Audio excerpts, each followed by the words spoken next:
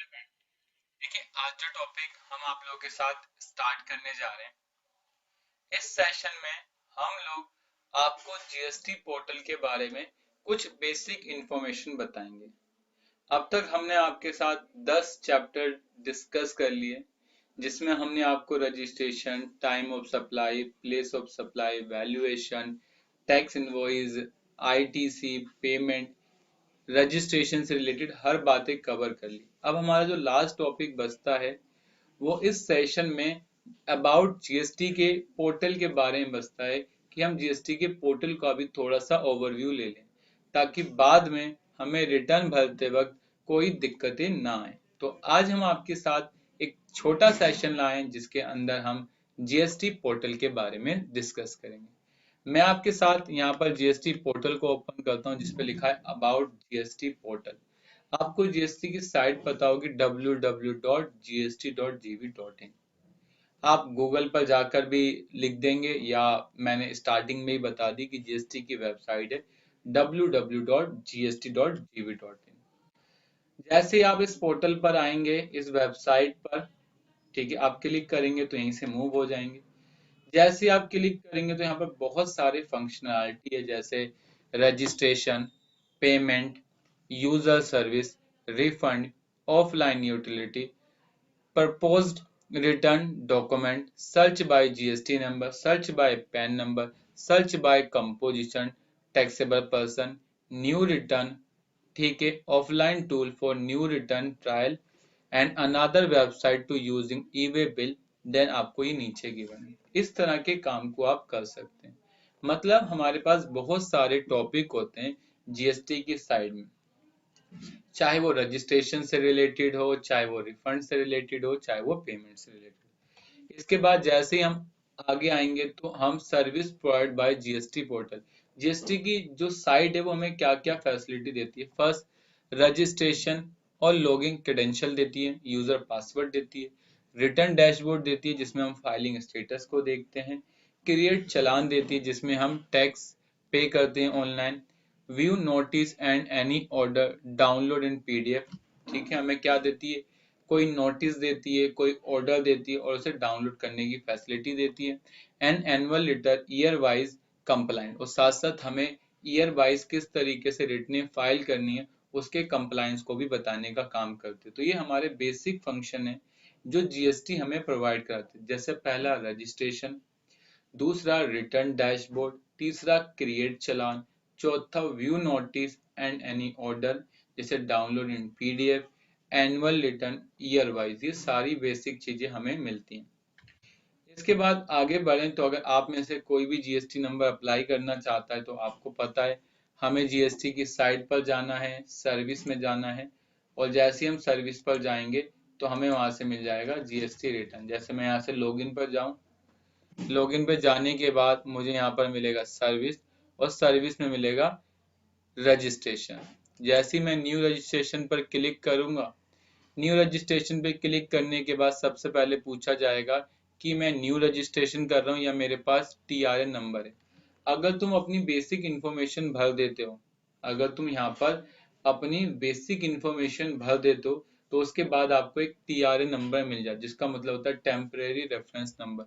क्या मिल जाता है आपको? एक टेम्परेरी रेफरेंस नंबर मिल जाता है। मतलब अगर मैं यहाँ पर अपनी बेसिक इंफॉर्मेशन भर, जैसे आई एम ए, ठीक है, एक टैक्स पेयर हूँ, यहाँ पर आप क्या लिखोगे, I am a tax payer, select करोगे I am a tax payer. State आप बताओगे दिल्ली, ठीक है, डिस्ट्रिक्ट बताओगे आप ईस्ट दिल्ली, लीगल नेम बताओगे शाहरुख, पैन नंबर बताओगे दिस, ठीक है, अपनी ईमेल आईडी बताओगे दिस, एंड देन अपना मोबाइल नंबर बताओगे दिस, एंड इसके बाद यहाँ से लॉगिन कर देंगे और फिर क्या कर देंगे, प्रोसीड पर क्लिक कर देंगे। प्रोसीड पर क्लिक करेंगे, जैसे आप प्रोसीड पर क्लिक करेंगे उसके बाद आपके पास एक मोबाइल पर ओटीपी आएगा, एक ईमेल पर ओटीपी आएगा। फिर आप वो जैसे ही ओटीपी डालेंगे तो आपका टीआरएन नंबर बन जाएगा, और उसके बाद टीआरएन नंबर के बाद आपको जिस तरीके से हमने आपको बताया था रजिस्ट्रेशन कैसे करना है, फिर आपको रजिस्ट्रेशन करना है। जैसे ही आप रजिस्ट्रेशन करेंगे आपको 7 डेज के अंदर आपको जीएसटी नंबर मिल जाएगा। जैसे ही आपको जीएसटी नंबर मिलेगा उसमें आपको अपना यूजर नेम बनाना है, अपना पासवर्ड बनाना है और फिर इसकी साइट पर जाकर यहाँ से लॉगिन पर क्लिक कर देना है। जैसे आप लॉगिन पर क्लिक करोगे यहाँ से आपको अपना यूजर नेम और अपना पासवर्ड डालना है। तो आप यहाँ से जैसे यूजर नेम डालेंगे, जैसे पासवर्ड डालेंगे, यहाँ पर इस तरीके से आपको शो करेगा। ठीक है, जैसे आपने यहाँ से यूजर नेम पासवर्ड डाला तो इस तरीके से शो होगा, जिस पर आपको सबसे पहले मिलेगा रिटर्न डैशबोर्ड, फिर मिलेगा क्रिएट चालान, फिर मिलेगा एनुअल रिटर्न और फिर फोर्थ नंबर पे मिलेगा view notice and order. Clear है? ये आपको टॉपिक मिलेंगे। इसके बाद जब आप इससे आगे बढ़ोगे तो यहाँ से मिलेगा सबसे पहले आपको फाइनेंशियल ईयर। जो भी आपका फाइनेंशियल ईयर होगा वो सिलेक्ट करेंगे, आपका जो भी मंथ होगा आप वो सिलेक्ट करेंगे और उसके बाद यहाँ मिलेगी GSTR 1, यहाँ मिलेगा आपको GSTR 2 और वहाँ मिलेगा GSTR 3B। साथ साथ इसकी ड्यू डेट यहाँ गिवन होगी कि इसकी ड्यू डेट क्या है, साथ साथ इसकी ड्यू डेट क्या है। क्लियर है? फिर आपको नेक्स्ट करना है। जैसे ही आप नेक्स्ट करोगे तो फिर आएगा रिटर्न फाइलिंग, आपको रिटर्न फाइलिंग पर जाना है। और अब हम रिटर्न फाइलिंग में GSTR 1 को डिस्कस कर रहे हैं। Return filing under GST on the www.gst.gv.in। Warp Garment India Limited is GST registered company, deals in the garment thread and cloth. In every month, company has to file GSTR 1 to upload its sale return या फिर outward या फिर output tax supply. आप जैसे ही click करोगे तो यहाँ पर सबसे पहले कंपनी की इंफॉर्मेशन दी है फॉर फाइलिंग रिटर्न, जिसमें कंपनी का यूजर आईडी, कंपनी का पासवर्ड, कंपनी का जीएसटी नंबर, कंपनी का नेम, कंपनी का एड्रेस, कंपनी का state, authorise signatory, email ID और कॉन्टैक्ट पर्सन सब कुछ दिया हुआ है। इसमें हमने पहला एक बिल काटा है कब, 25/3 को, बिल नंबर इतना है, HSN कोड इतना है, आइटम की वैल्यू इतनी है। ये टोटल मिलाकर हमने जो बिल काटा है वो बिल काटा है 5,25,000 रुपए का। ठीक है, फिर हमने एक और बिल काटा है। ठीक है, इसमें हमने ये इन्फॉर्मेशन लिखी हुई है। हमने 2,10,000 का माल बेचा है, तो टोटल हमने 1,25,000 का और 2,10,000 रुपए के दो माल बेचे हैं। अब हमें इसे रिटर्न भरने के लिए क्या करना पड़ेगा, साइट पर जाएंगे, अपना यूजर पासवर्ड डाल के लॉगिन करेंगे। लॉगिन करने के बाद हम रिटर्न डैशबोर्ड पर क्लिक करेंगे। जैसे ही रिटर्न डैशबोर्ड पर क्लिक करेंगे उसके बाद हम GSTR 1 पर आएंगे। यहाँ से प्रिपेयर ऑनलाइन पर क्लिक करेंगे। ऑलरेडी मैंने आपको प्रिपेयर ऑफलाइन सिखा रखा है, आप यहाँ से देखेंगे प्रिपेयर ऑफ ऑनलाइन। ठीक है, ऑनलाइन आप तभी भर सकते हो अगर आपकी इनवॉइस 1,500 तक है। अगर आपकी इनवॉइस की क्वांटिटी 500 से ज़्यादा है तब आप ऑनलाइन नहीं भर सकते, तब आपको ऑफलाइन ही भरना है। उसके बाद आपको आगे आना है। जैसे आप आगे आएंगे, आगे आने के बाद आपको यहाँ से मिलेगा GSTR 1 इनवॉइस, जिसमें पहला स्टेप आपको मिलेगा B2B। B2B जानते हो कि बिजनेस टू बिजनेस होती है। जैसे आप B2B पर क्लिक करेंगे तो आपको यहाँ से अपनी इंफॉर्मेशन भरनी पड़ेगी। ठीक है, मैंने ऐड करा और मैंने अपनी यहाँ से इंफॉर्मेशन डाली, जिसको माल बेचा उसका GST नंबर, पार्टी का नाम, ठीक है, invoice number, date, place of supply, ठीक है, टोटल टैक्सेबल वैल्यू, और यहाँ पर इस तरीके से डालकर आगे बढ़ गया। इसे इस तरीके से सेव कर दिया। सेव करने के बाद यहाँ पर जब जैसे ही मैं सेव करूँगा तो यहाँ पर मुझे total invoice value, total taxable value और टोटल यहाँ से टैक्स मिल जाएगा। इसके बाद जैसे ही मैं आगे भरूंगा तो आपको पता है GSTR 1 में टोटल मिला के 13 टेबल होती हैं, जिसमें पहली टेबल आपको तो पता है बेसिक इन्फॉर्मेशन की बात करती है, दूसरी आपका GST नंबर की बात करती है और तीसरी टेबल आपका लीगल नेम की बात करती है। चौथी टेबल में आपको अपनी B2B मतलब बिजनेस टू बिजनेस की इंफॉर्मेशन देनी है। टेबल B2C लार्ज में आपको क्या देना है, B2C लार्ज का मतलब होता है बिजनेस टू कस्टमर लार्ज। अगर तुमने किसी को माल बेचा है, पार्टी अनरजिस्टर्ड है, ठीक है, दूसरे स्टेट की और माल की वैल्यू 2.5 लाख रुपए से ज्यादा है तो हम उसे B2C की कैटेगरी में रखते हैं। उसके बाद अगर आपका कोई डेबिट नोट, क्रेडिट नोट तो आप वो डालेंगे कॉलम 9B में। ठीक है, ऐसे अगर आपका credit note, debit note unregistered है वो भी आप डालेंगे।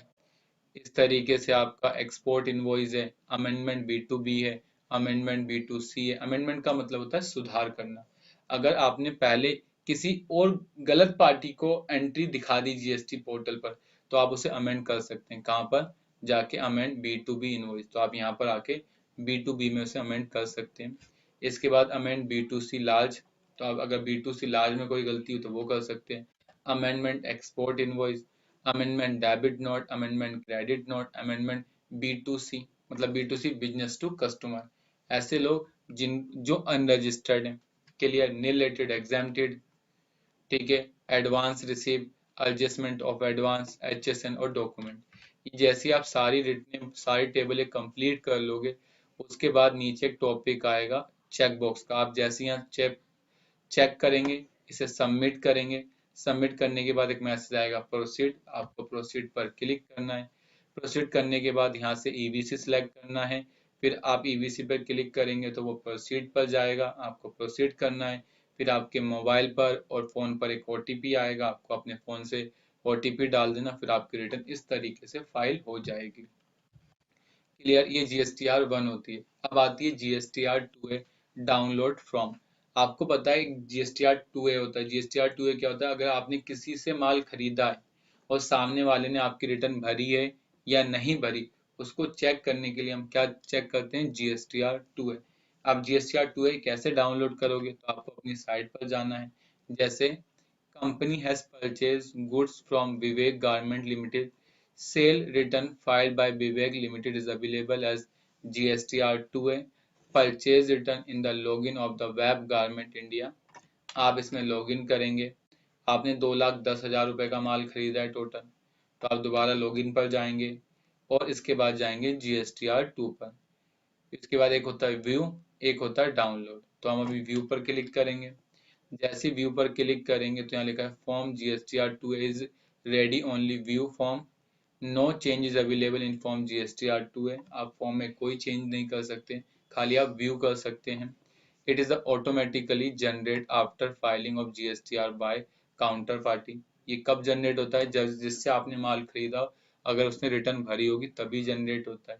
It's mean all detail of purchase invoice will be mention by your purchaser. इसमें सारी इंफॉर्मेशन मेंशन होती है जो आपने खरीदी है। GSTR2 is available for GST reconciliation of all purchase made by taxpayer। GSTR2 किस लिए बनाया गया है? ये चेक करने के लिए जिससे आपने माल खरीदा है क्या उसने अपनी सही इंफॉर्मेशन भरी है या फिर नहीं भरी है। इसके बाद आगे बढ़ोगे तो यहाँ मिलेगा B2B, मतलब अगर आपने ऐसे लोगों से माल खरीदा है तो B2B की।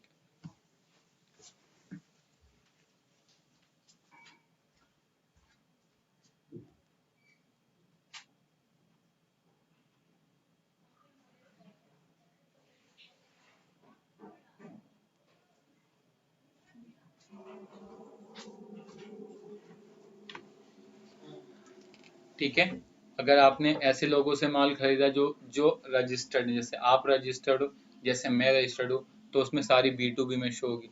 अगर किसी ने credit note debit note issue करा है तो यहाँ शो होगा। अगर किसी ने बिल में अमेंड करा है तो यहाँ पर शो होगा, और किसी ने डेबिट नोट में अमेंड करा है तो यहाँ पर शो होगा। क्लियर है?